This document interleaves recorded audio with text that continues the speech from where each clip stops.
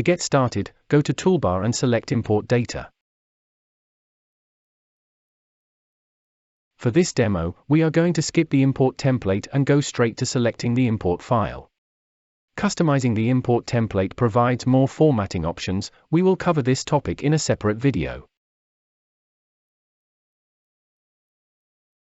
Next, let's review the imported column headers and the associated personalization tags, make changes if necessary.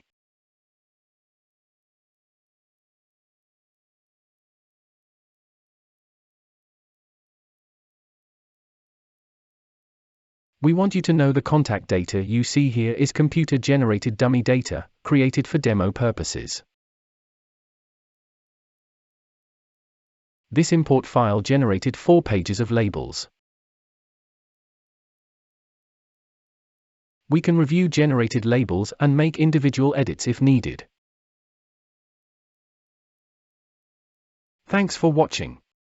Please check out our video on how to import data using an import template to learn how to customize import label formatting.